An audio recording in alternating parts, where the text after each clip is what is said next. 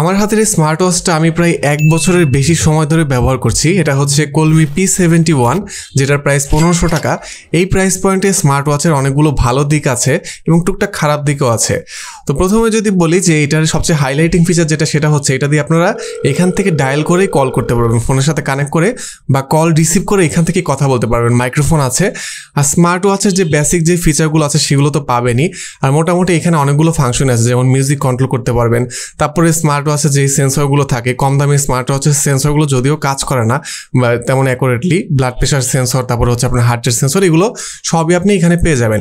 এখানে দেখলাম যে একটা AI ভয়েস অ্যাসিস্ট্যান্টও আছে, এখানে কখনোই ইউজ করিনি অনেস্টলি। মাইক্রোফোন থাকলে কাজ করতে পারে।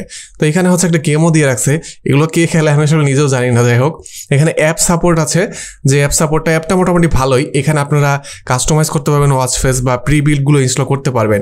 তো খারাপ দিকে কথা বলতে গেলে এটার ব্যাটারি ব্যাকআপটা অতটা স্ট্রং না। ফোনের সাথে কানেক্ট করলে মিডিয়াম ব্রাইটনেসে 3 দিন হায়েস্ট গেলে যেতে পারে।